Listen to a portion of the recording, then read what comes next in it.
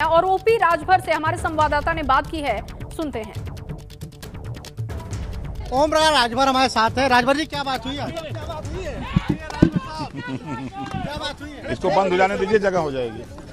मंत्री जी, हाँ, राजभर जी, क्या बात? थोड़ा नीचे जगह ले लीजिए ना। नहीं, आपने कितनी जगह ली है? बात हुई है? देखिए,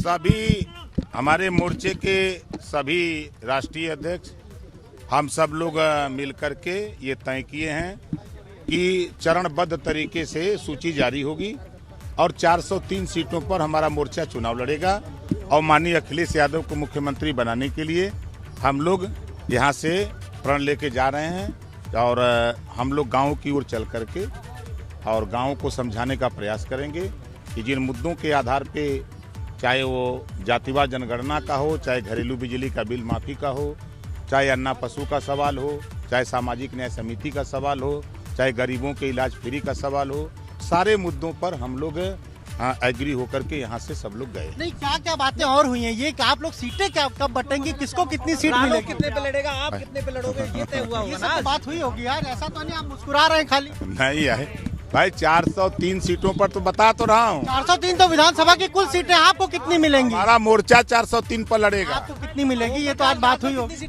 माननीय अखिलेश यादव को मुख्यमंत्री बनाने के लिए लड़ेगा मोर्चा। ये आपको हम बताएंगे जब हमारे चरण का चुनाव होगा तब। नहीं, पहला दूसरा तो आपका है नहीं, यानी आपको एको सीट नहीं मिल रही उस चरण में, दोनों चरण में।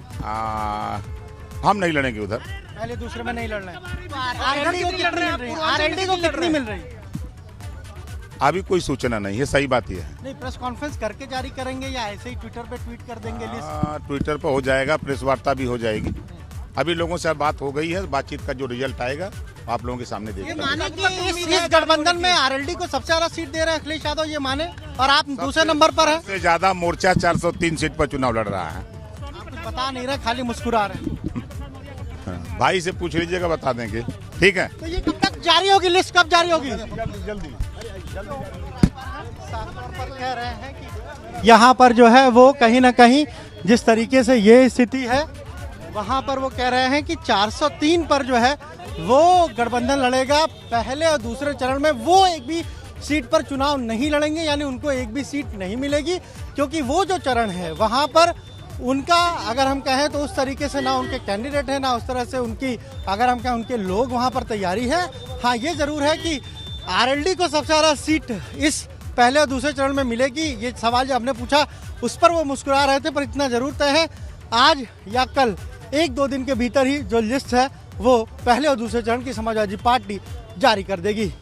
कैमरा हरिओम के साथ अनुभव शुक्ला, एपी गंगा, लखनऊ। तो सुभाषपा अध्यक्ष ओपी राजभर को आप सुन रहे थे और उन्होंने कहा कि 403 सीटों पर हम चुनाव लड़ेंगे। हालांकि बार बार उनसे जब ये सवाल किया गया कि उनके खाते में कितनी सीटें आ रही हैं, इसका जवाब उन्होंने नहीं दिया। गोलमोल घुमाते रहे, मुस्कुराते रहे, लेकिन साफ तौर पर उन्होंने कहा कि पहले और दूसरे चरण में मैं चुनाव नहीं लड़ूंगा। 403 सीटों पर हमारा मोर्चा चुनाव लड़ेगा और सरकार हमारे गठबंधन की बनेगी। लेकिन अखिलेश यादव को जिताने के लिए हम सब प्रयास कर रहे हैं, हम कोशिश कर रहे हैं। पहले दूसरे चरण में सुभाषपा के लिए कोई जगह नहीं है, इस तरीके के संकेत ओपी राजभर ने दिए, क्योंकि उन सीटों पर ओपी राजभर का प्रभाव नहीं है, उनकी जाति का प्रभाव नहीं है। ऐसे में उन्होंने कहा कि हम 403 सीटों पर चुनाव लड़ेंगे। सुभाषपा अध्यक्ष ओपी राजभर को आपने सुना और साथ ही साथ उन्होंने ये भी कहा कि गांव-गांव में प्रचार करेंगे। और अभी तो तस्वीर बाकी है, क्योंकि ये तो अभी झांकी है और लगातार ओपी राजभर ये बयान देते रहे हैं। ओपी राजभर का कहना है कि अभी तो खेल बहुत बाकी है और माना यह भी जा रहा है कि पहले और दूसरे चरण के लिए आज लिस्ट भी जारी हो सकती है। लगातार हम आपको तस्वीरें भी दिखा रहे हैं, सहयोगी दल पहुंचे थे जहां पर अखिलेश यादव के साथ टिकटों को लेकर मंथन किया गया। पशुपति आ जाइए। सभी मोर्चे के सभी घटक दल मिले हैं, मिलकर के सब लोगों ने अपनी अपनी बात रखा है और उसका डिसीजन जल्द ही माननीय अखिलेश यादव जी देंगे। कब तक आएगी सूची चरणबद्ध तरीके से घोषित होगी। आज शाम को आ रही है। कल सूची आएगी, पहले दूसरे चरण की कल आएगी। आप लोगों का कोटे की बात हो गई सारे में? सब तय हो गया है। हाँ, वो आप लोगों को बता दिया जाएगा। जल्दी आइएगा तो इत्मीनान से बताएंगे। ठीक ठीक। तो देखिए, ओपी राजभर का कहना है कि कल तक लिस्ट जारी हो सकती है पहले और दूसरे चरण के लिए। हालांकि महान दल के अध्यक्ष केशव देव मौर्य का कहना है कि आज शाम तक सूची आ सकती है, यानी कि मंथन तो हो चुका है प्रत्याशियों के नामों पर, बस लिस्ट आनी बाकी है। अनुभव हमारे साथ जुड़ चुके हैं इस वक्त। अनुभव, क्योंकि दो बातें अब सामने आ रही है, महान दल के नेता से आप बात करते हैं तो उनका कहना है कि आज शाम तक लिस्ट सामने आ सकती है। ओपी राजभर कहते हैं कि पहले दूसरे चरण में मैं चुनाव नहीं लड़ूंगा, 403 सीटों पर हम चुनाव लड़ रहे हैं और कल लिस्ट सामने आ सकती है। क्या खबर आपके पास? देखिए, बिल्कुल ओम प्रकाश राजभर जैसे ही मिलकर निकले हैं, सबसे पहले हमने उनसे बात की, वीपी गंगा ने बात की और उन्होंने साफ तौर पर कहा है कि आज जो सहयोगी दल थे उनके जो भी अध्यक्ष हैं उनके साथ अखिलेश यादव की बातचीत हुई है, सारी चीज़ें तय हो गई हैं, सीटें किसको कितनी मिलेंगी ये सारी चीज़ें तय हो गई है। यानी सीट शेयरिंग का जो फॉर्मूला है वो सभी सहयोगी दल उस पर सहमत है। और अब सबसे महत्वपूर्ण बात यह है कि आज या कल एक प्रेस कॉन्फ्रेंस के जरिए भी या फिर सोशल मीडिया पर ही हो सकता है कि समाजवादी पार्टी पहले और दूसरे चरण में 100 से ज़्यादा जो सीटें हैं वहां के लिए उम्मीदवारों के नाम की घोषणा कर दें। हमने ये भी पूछा ओम प्रकाश राजभर से कि कौन कितनी सीटों पर लड़ेगा, आरएलडी को कितनी सीट मिलेगी, सुभाषपा को कितनी सीट मिलेगी, शिवपाल यादव की पार्टी को कितनी सीट मिलेगी, महान दल को कितनी सीट मिलेगी, कृष्णा पटेल की पार्टी को कितनी सीट मिलेगी, जनवादी पार्टी सोशलिस्ट को कितनी सीट मिलेगी। उन्होंने कहा कि हम 403 सीटों पर चुनाव लड़ेंगे, ये हमारा जो मोर्चा है वो सभी 403 सीटों पर चुनाव लड़ेगा। लेकिन जब मैंने उनसे पूछा कि पहला और दूसरा चरण जो वेस्टर्न यूपी का है, क्या वहां पर आप चुनाव लड़ेंगे, क्या उन सीटों में आपके लिए भी कोई सीट आपको मिलेगी, उन्होंने साफ तौर पर कहा कि पहले और दूसरे चरण में हम कहीं पर भी चुनाव नहीं लड़ रहे हैं। उन्होंने कहा कि जब पूर्वांचल का चरण आएगा यानी छठा सातवां चरण आएगा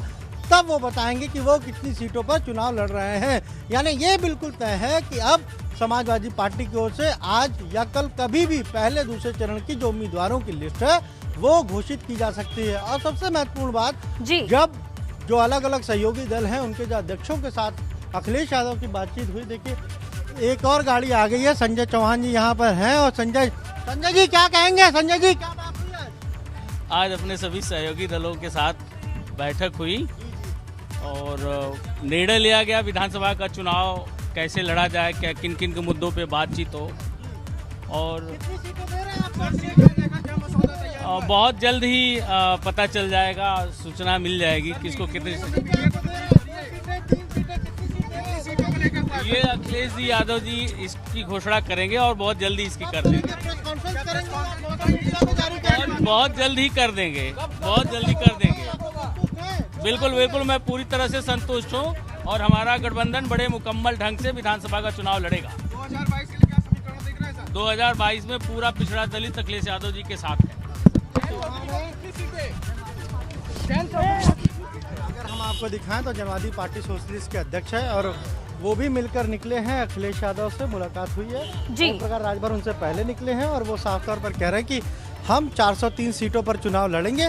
यानी जो बात कह रहे हैं ओम प्रकाश राजभर, जो बात केशव देव मौर्य कह रहे हैं, जो बात कृष्णा पटेल कह रहे हैं, वही बात संजय चौहान भी कह रहे हैं। देखिए, और अनुभव जितने भी नेताओं से आप बात कर रहे हैं उनके जेस्चर को देखकर, बॉडी लैंग्वेज को देखकर ये बात तो समझी जा सकती है कि कहीं ना कहीं संतुष्ट स्थिति दिखाई दे रही है टिकटों को लेकर। अभी तक कोई ऐसी बात सामने नहीं आ रही है, सभी का यही कहना है कि फॉर्मूला तय हो चुका है और बहुत जल्द इसका ऐलान कर दिया जाएगा।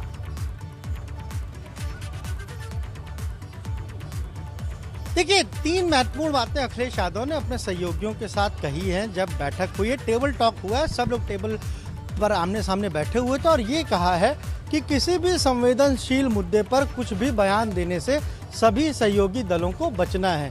यानी कोई भी ऐसा मुद्दा हमें नहीं देना है कि जिस पर बीजेपी की पिच पर हम जाकर खेलें, इसीलिए संवेदनशील मुद्दों से हमें बचने की जरूरत है।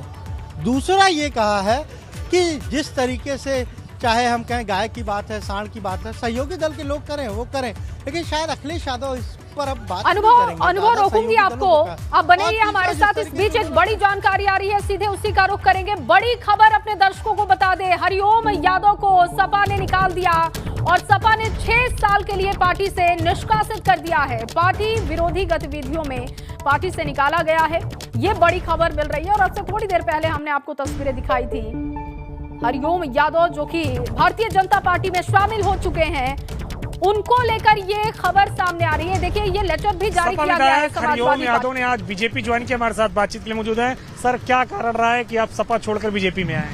देखिए, समाजवादी पार्टी अपनी मूल सिद्धांत नीतियों से भटक गई है। जो नेताजी के जमाने की समाजवादी पार्टी, वो समाजवादी पार्टी नहीं। अब समाजवादी पार्टी को रामगोपाल जैसे यादव चलाएंगे, जो यादव सिंह जैसे प्रकरणों में फंसे हुए हैं, तो समाजवादी पार्टी का ये अस्त्र होगा। अखिलेश यादव कह रहे हैं 400 सीट जीतेंगे। अब ये तो समय बताएगा। ये हम इतना दावा करते हैं कि सरकार भारतीय जनता पार्टी की बनेगी उत्तर प्रदेश। टिकट आपको मिलेगा वापस से उसी सीट से? देखिए, हमने कोई शर्त नहीं रखी है।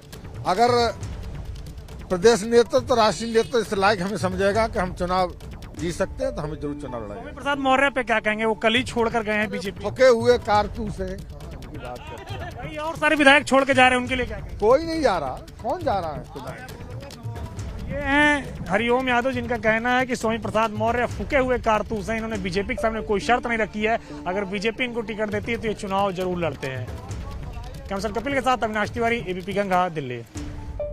तो हरिओम यादव को आप सुन रहे थे। अभी अभी उन्होंने भारतीय जनता पार्टी का दामन थामा है। उनके लिए ये खबर है कि समाजवादी पार्टी से उन्हें निकाल दिया गया है।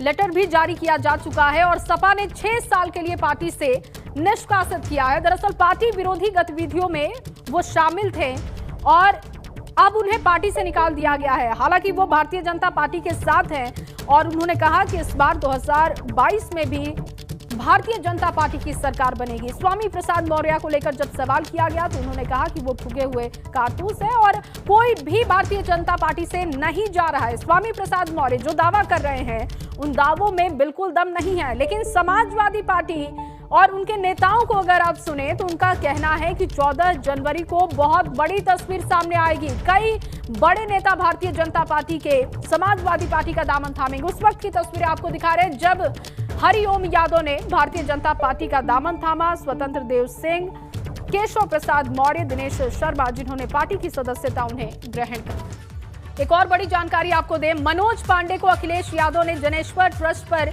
मिलने के लिए बुला लिया है। ये बड़ी खबर मिल रही है। ऊंचाहार सीट से सपा विधायक है मनोज पांडे, उन्हें बुलावा भेजा गया है। अखिलेश यादव उनसे मिलना चाहते हैं और इसी सीट से स्वामी प्रसाद मौर्य के बेटे चुनाव लड़ सकते हैं। उनके लिए टिकट की मांग की गई है। इस तरीके की जानकारी मिली थी और अब देखिए इस सीट से मनोज पांडे को बुलाया गया है। अखिलेश यादव ने मनोज पांडे को बुलावा भेजा है जनेश्वर ट्रस्ट पर। अखिलेश यादव उनसे मिलेंगे। दरअसल ऊंचाहार सीट से सपा विधायक है मनोज पांडे और इसी सीट से स्वामी प्रसाद मौर्य के बेटे के लिए टिकट की मांग भी चल रही है। ऐसे में क्या बैलेंस करने की कोशिश की जा रही है समाजवादी पार्टी की तरफ से? हालांकि स्वामी प्रसाद मौर्य ने अभी ये साफ नहीं किया है कि वो समाजवादी पार्टी में जा रहे हैं या नहीं जा रहे हैं, लेकिन इसी सीट से स्वामी प्रसाद मौर्य के बेटे के लिए टिकट की मांग की गई है। और ऐसे में जब मनोज पांडे को अखिलेश यादव ने बुलावा भेजा है तो क्या सब कुछ मैनेज करने की कोशिश की जा रही है? ऊंचाहार सीट से सपा विधायक है मनोज पांडे और मनोज पांडे का पत्ता साफ हो सकता है क्या? अब यह भी सवाल है क्योंकि इसी सीट से स्वामी प्रसाद मौर्य के बेटे के लिए टिकट की मांग की जा रही है। हालांकि स्वामी प्रसाद मौर्य जिन्होंने कहा है कि 14 जनवरी को तस्वीरें साफ होंगी कि वो किस दल में जा रहे हैं और अब इस बीच ये खबर कहीं ना कहीं मनोज पांडे के लिए टेंशन बढ़ाने वाली है। अनुभव हमारे साथ लगातार बने हुए हैं लखनऊ से। अनुभव, ये बहुत बड़ी खबर कह सकते हैं कि एक तरफ इसी सीट से ऊंचाहार सीट से स्वामी प्रसाद मौर्य के बेटे के लिए टिकट की मांग हो रही है, दूसरी तरफ मनोज पांडे को मिलने के लिए बुलाया गया है, अखिलेश यादव को बुलावा गया है उनको। देखिए ये वजह क्या है, क्यों बुलाया मनोज पांडे को? अभी अभी मनोज पांडे जो समाजवादी पार्टी के विधायक हैं ऊंचाहार से, वो अंदर पहुंचे हैं। जब अखिलेश यादव की सरकार थी तो वो कैबिनेट मिनिस्टर थे और अगर कहें जो प्रबुद्ध सभा है उसके अध्यक्ष भी हैं वो। और लगातार हमने देखा है कि ब्राह्मणों को जोड़ने का काम मनोज पांडे ने किया है। पर जब से आप देखिए स्वामी प्रसाद मौर्य ने कल मंत्रिपरिषद से इस्तीफा दिया और ये कहा गया कि उनके बेटे को ऊंचाहार से टिकट मिल सकता है, उसके बाद से तमाम सारी चीज़ें जो हैं वो चल रही हैं, सोशल मीडिया पर चल रही हैं, सत्ता के गलियारों में चल रही हैं। और हो सकता है ये एक वजह हो क्योंकि मनोज पांडे को लेकर तमाम तरह की जो खबरें चल रही हैं वो वजह हो सकती है जो अखिलेश यादव ने मनोज पांडे को मिलने के लिए बुलाया है। क्योंकि यहाँ पर तो आज गठबंधन के जो सहयोगी हैं उनके साथ बैठक हो रही थी और अभी अभी मनोज पांडे गए हैं और वो गाड़ी उन्होंने बाहर खड़ी की और वो पैदल गए हैं अंदर मिलने के लिए। तो जाहिर सी बात है जिस तरीके से देखिए लगातार हर दिन अब जो उत्तर प्रदेश में सियासत है वो बदल रही है।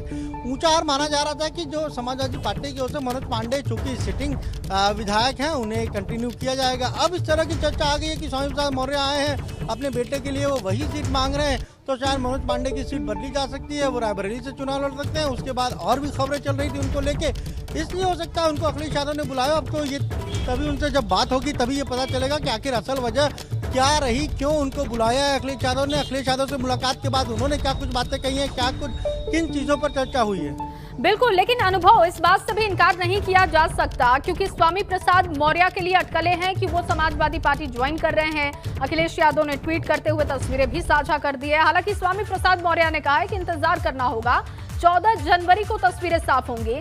लेकिन इस बात से तो इनकार नहीं किया जा सकता कि जिसका कद बड़ा है जातीय समीकरण के हिसाब से भी आपको उसके लिए ज्यादा फेवर करना होगा, और हो सकता है कि इस फेवर करने में कहीं ना कहीं जो अभी विधायक हैं उनका टिकट कट सकता है या उनकी सीट बदली भी जा सकती है। देखिए राजनीति में तो कुछ भी संभव है, राजनीति में कब क्या हो जाए ये कहा नहीं जा सकता। और वैसे भी जब चुनाव होते हैं तब इसी तरह की तस्वीर देखने को मिलती है, भगदड़ होती है, एक पार्टी छोड़कर लोग दूसरी पार्टी में जाते हैं, दूसरी पार्टी छोड़कर लोग तीसरी पार्टी में जाते हैं। ये हर बार की यही स्थिति है। और क्यों, हमने कुछ लोगों से बात की जो पॉलिटिकल एक्सपर्ट हैं उनसे बात की, उन्होंने कहा कि देखिए अब राजनीति में विचारधारा मायने नहीं रखती। कोई भी ऐसा व्यक्ति नहीं जो ये कहे कि भाई मैं तो विचारधारा के ही साथ हूँ। अब दरअसल राजनीति में भी मौका परस्ती है, हर कोई ये सोचता है कि कहाँ पर उसके लिए ज्यादा फायदा है, कहाँ उसके लिए आगे उसका भविष्य बेहतर है। और यही वजह है कि 5 साल जब हो जाते हैं, जब वो विधायक रह लेते हैं, अलग अलग पदों पर रह लेते हैं, तब उनको याद आता है कि अरे भाई हमारी तो उपेक्षा हो रही थी, हमारा तो सही इस्तेमाल नहीं हुआ। जब तक वो पद पर रहते हैं तब तक उनको नहीं याद आता है। तो ये हर एक दल के साथ है, केवल बीजेपी, समाजवादी पार्टी, कांग्रेस ऐसा नहीं, देश में जितने भी दल हैं वहां पर आजकल यही स्थिति हो गई है। क्यों? क्योंकि विचारधारा के साथ अब कोई कंटिन्यू नहीं करता, विचारधारा के साथ कोई स्टक नहीं रहता, बना हुआ नहीं रहता है। तो ये एक वजह है। और राजनीतिक जो विश्लेषक है वो भी ये कहते हैं कि स्थिति ठीक नहीं है राजनीति के लिए। बिल्कुल, और अनुभव पल पल तस्वीरें बदल रही हैं, लेकिन इस बड़ी खबर पर हम बने रहेंगे। आप भी हमारे साथ बने रहिए, आगे भी आपसे अपडेट लेंगे, आपके जरिए तमाम सियासी समीकरणों को हम समझेंगे, क्या इस वक्त फॉर्मूला अपनाया जा रहा है। और ये बहुत बड़ी खबर, ऊंचाहार सीट से मनोज पांडे को बुलाया गया है, मनोज पांडे पहुंच भी गए हैं और इसके बाद की तस्वीर क्या बनेगी उस पर भी हमारी नजर होगी। इस बड़ी खबर पर लगातार बने रहेंगे। सूत्रों के हवाले से आपको बहुत बड़ी खबर दे दे, शिवपाल को 6 सीटें ऑफर की गई है, ये बड़ी जानकारी मिल रही है, जिस पर सहमति लगभग बन चुकी है। शिवपाल को गुन्नौर, जसवंत नगर, भोजपुर, जसराना और मुबारकपुर के साथ ही गाजीपुर की एक सीट दी गई है, ऑफर की गई है। ये खबर निकलकर सामने आ रही है सूत्रों के हवाले से। और खबर यह भी है कि शिवपाल गुन्नौर और उनके बेटे आदित्य जसवंत नगर से चुनाव लड़ सकते हैं। आदित्य के लिए जसवंत नगर सीट मांगी गई है।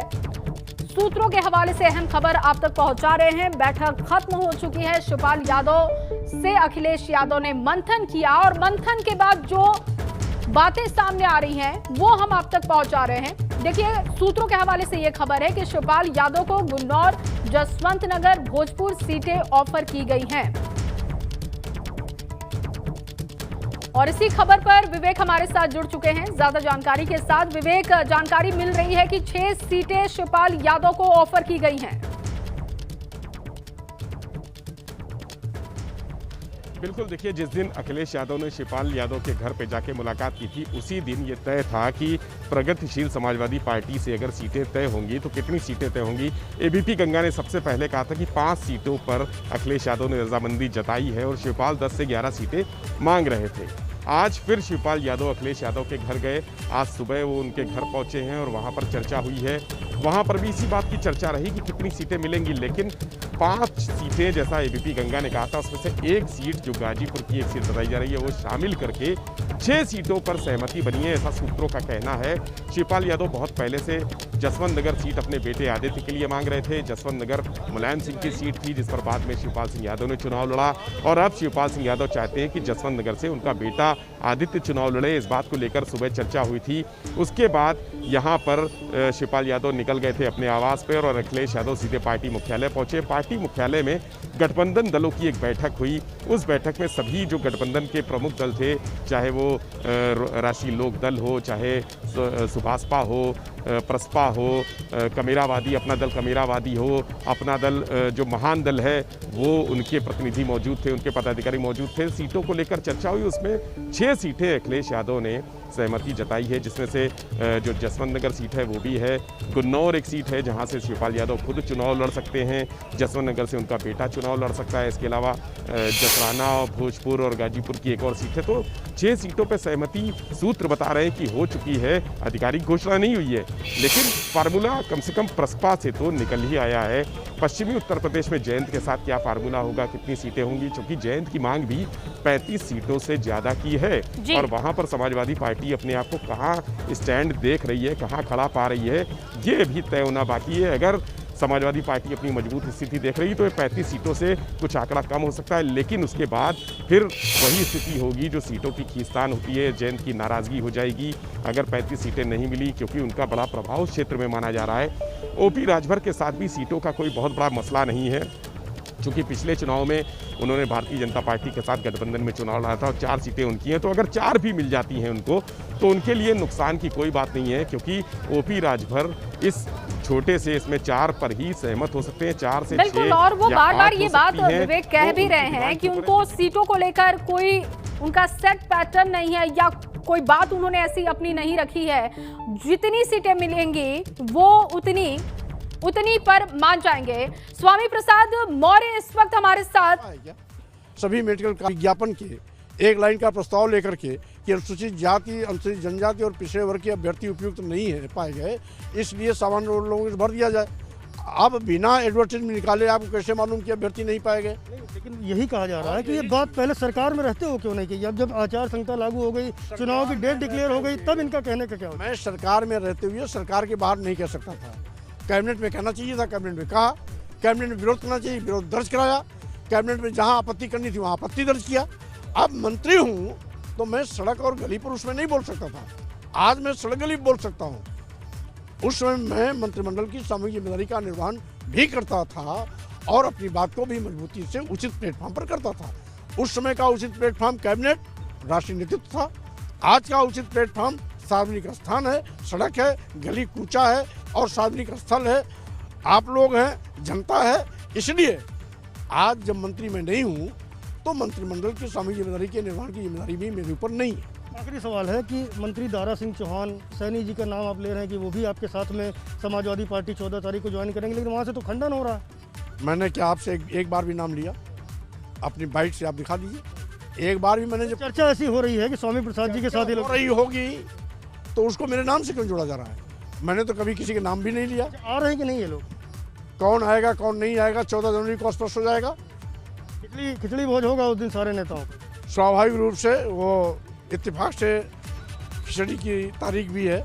हमारे भारतीय संस्कृति में खिचड़ी और मकर संक्रांति का बहुत बड़ा महत्वपूर्ण दिन होता है और ऐसा संजोग बना है कि 14 जनवरी को भी मेरा भी फैसला आने जा रहा है। राजनीतिक खिचड़ी पकनी तय है। स्वाभाविक रूप से उस दिन के फैसले से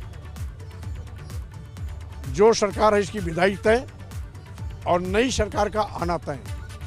से बात करने के लिए स्वामी प्रसाद मौर्य हैं, जिनका कहना है कि बहुत तो आप सुन रहे थे स्वामी प्रसाद मौर्य को, आप सुन रहे थे और स्वामी प्रसाद मौर्य ने कहा कि अब मैं खुलकर बता सकता हूं कि क्या दिक्कतें थी, ये पार्टी कहां पर फेल साबित हो रही है और इस पार्टी की विदाई तय है। ये स्वामी प्रसाद मौर्य ने दावा किया है। साथ ही साथ उन्होंने कई मुद्दे उठाए हैं और उन्होंने कहा कि उस वक्त मैं सार्वजनिक नियमों का पालन कर रहा था, पार्टी के नियमों का पालन कर रहा था, लेकिन अब मैं खुलकर बोल सकता हूं कि क्या दिक्कतें रही इस पार्टी के साथ और मुझे कितनी दिक्कतों का सामना कर